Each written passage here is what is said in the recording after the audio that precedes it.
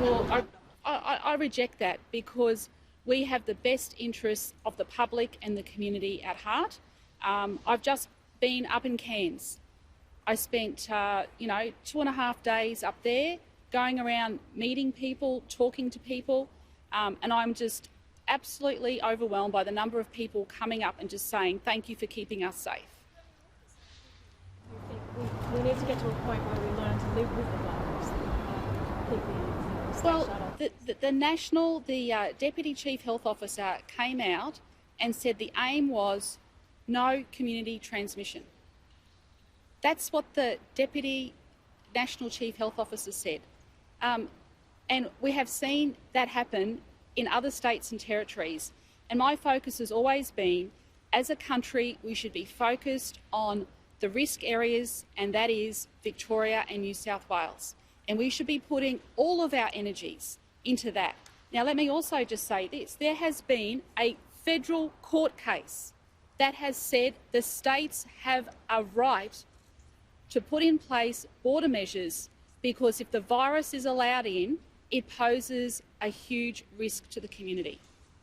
That's a federal court decision that has backed in what the states are doing. So I think it's a bit disingenuous for this heightened criticism that is coming from a whole lot of levels when our fundamental concern is to look after Queenslanders and to make sure that they are safe during this time. And as Dr. Young said, there is a high risk when there is an outbreak of it going into our aged care homes.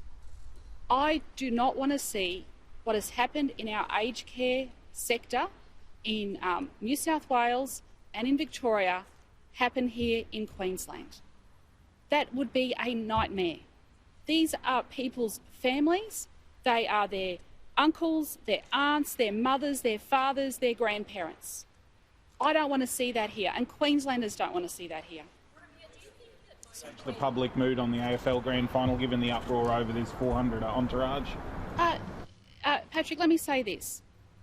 Whoever won that Grand Final would have had the exact same restrictions put in place.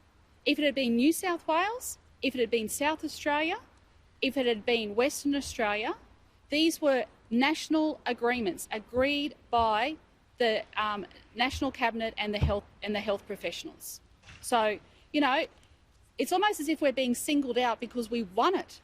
I mean, the economic benefit to Queensland is enormous.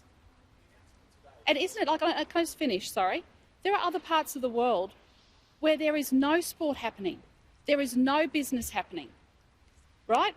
This is in Queensland because we are focused on the health response. Our economy is able to do better than in other states. Look at the state final demand the other day.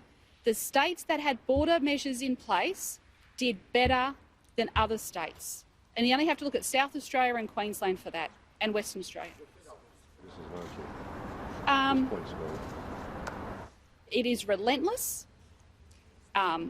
It is intimidating, but I will not be intimidated. What's going to be a personal 18 months from now? We know that unfortunately we're still going to be probably without a vaccine and we'll be subject to future border restrictions as well. But so far, these rounds of border restrictions have been different to the first round. Can you just clarify, are these restrictions going to be different every time, or are you working towards a framework, for example, that would ensure a streamlined process for every time there needs to be? Well, I think I answered the question previously by saying if we all focused our efforts on Victoria and New South Wales and getting the community transmission under control, right, to the extent that there was no community transmission, and that is the advice of the Deputy Health Officer of the country. That is the aim. They moved from elimination to suppression to no community transmission. If we focus on that, then there will come a time when everybody could open up.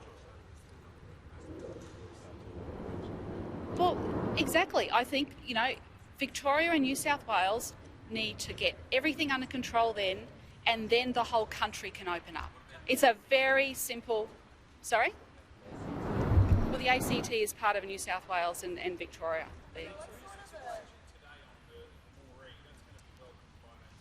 The supermarket, but doesn't that show you need a national approach because you've got a Queensland decision ruling on New South Wales? No, because what we have is the chief health officers.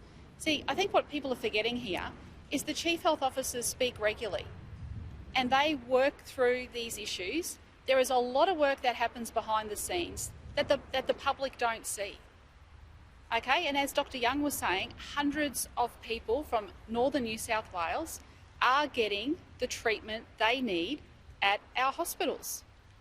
But sorry, yes? Sorry, Lydia. You mentioned before that these attacks have been relentless. What sort of a personal toll have they taken? I get out of bed every day and do my job, but my family are very upset. But, you know, I just tell them to hang in there. Last described that benchmark to reopen the border as a pretty tall order. Do you agree with that? What do you make of that? Look, that's a matter for her, but what I said very clearly is if we as a nation can focus on Victoria and New South Wales and get everything under control then the whole country can open up. And I don't think anyone would be against that. I don't think you'd hear criticism from anyone about that. It's a pretty tall order to get that community transmission under control in Victoria and New South Wales, isn't it? But that's what the Deputy Chief Health Officer said publicly. The New South Wales Premier also wants the free movement of all farm workers. We already have exemptions in place for our agricultural workers. It's been in place since the 22nd of August. We have worked thoroughly through those issues. So I don't know what they're talking about. Can you ask you one question? Yeah, sure. No one wants the league shut down. The players have actually been up here for months.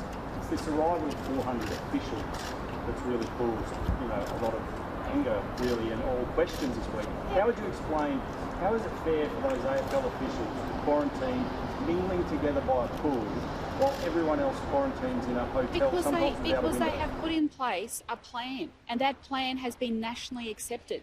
If South Australia had won the right to host the grand final, the exact same things, as my understanding, would have applied there. So it was a national benchmark.